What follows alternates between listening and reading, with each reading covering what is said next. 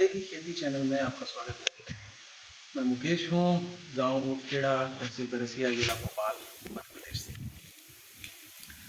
आज हम बात करेंगे फायदेमंद खेती की। फायदेमंद खेती किसको पसंद नहीं है? सबको पसंद है। खेती करे और किसान को उसका फायदा हो, उपज अच्छी हो, दाम अच्छे मिले, ये सबको चाहिए। लेकिन उसके लिए उस हिसाब से कोशिश भी करने की ज़रूरत है।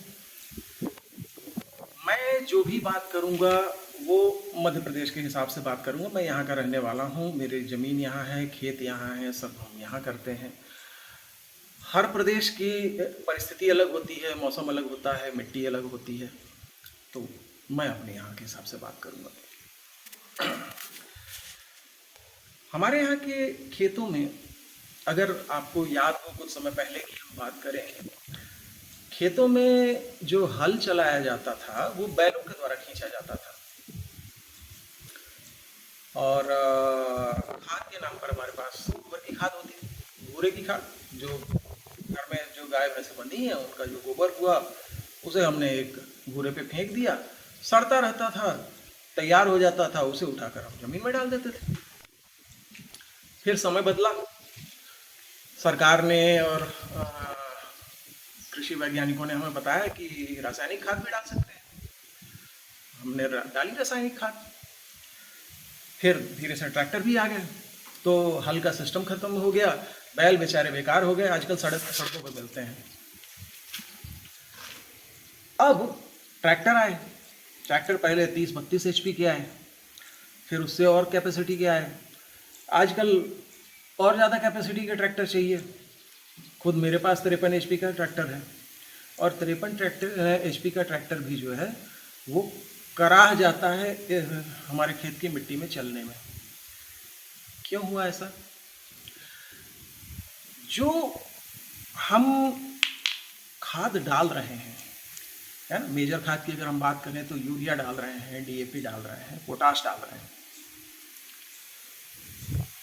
आपकी जानकारी के लिए, इस खाद का मुश्किल से 15 से 20% जो है पौधों को अवेलेबल हो पाता है। बाकी 75 से 80% खाद जो है वो बेकार चली जाती है। बेकार कैसे जाती है? कुछ की लीचिंग हो जाती है, पानी के जरिए वो बह गया, कुछ इवेपोरेट हो जाता है, और मेजर हिस्सा जो है वो मिट्टी में फिक्स हो जाता है। और जब वो मिट्टी में फिक्स हो जाता है तो वो मिट्टी को हार्ड करता है, और धीरे धीरे धीरे धीरे करके हमारी मिट्टी इस स्थिति तक आ गई है। समस्या सिर्फ इतनी नहीं है, प्रकृति ने ऐसा सिस्टम बनाया हुआ है कि किसी खाद की ज़रूरत है नहीं। जंगल में कोई जाता है क्या खाद डालने?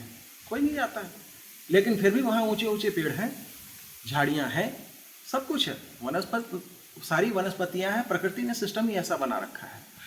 ऐसे बहुत सारे बैक्टीरिया हैं, बहुत सारे मित्र फंगस हैं, मित्र बैक्टीरिया हैं जो ज़मीन में होते हैं, जो हवा की नाइट्रोजन से यूरिया तैयार करते हैं पौधों के लिए। नाइट्रोजन फिक्सिंग बैक्टीरिया होते हैं, फास्फोरस फिक्सिंग बैक्टीरिया होते हैं, पोटेशियम सोल्यूबलाइजिंग बैक्टीरिया होते हैं, जिंक सोल्यूबलाइजिंग बैक्टीरिया होते हैं। लेकिन धीरे धीरे हमने क्या किया कि खाद डालते डालते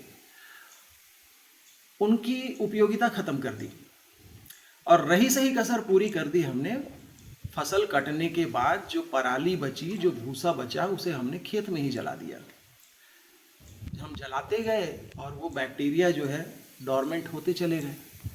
अब हमारी खेती पूरी तरह से रासायनिक खाद पर निर्भर है, और इसीलिए आप इमेजिन कर सकते हैं, अगर आज बैलों को हल चलाना हो तो कमर टूट जाएगी उनकी, वो आधे घंटे से ज़्यादा नहीं चल पाएंगे। ठीक है, 53 HP के ट्रैक्टर की तो हालत ख़राब है। तो ये हमारी मिट्टी की स्थिति हो गई है।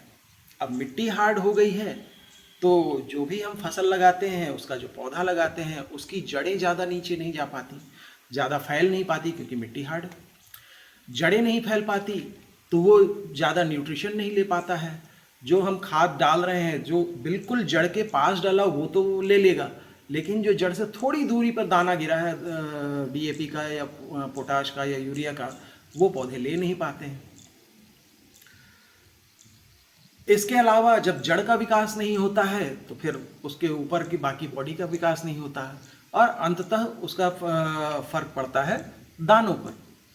तो आप समझ रहे हैं, ये पूरा एक साइकिल बन गया है जो, और हम ज़्यादा फसल के लिए ज़्यादा से ज़्यादा खाद डालते चले जा रहे हैं।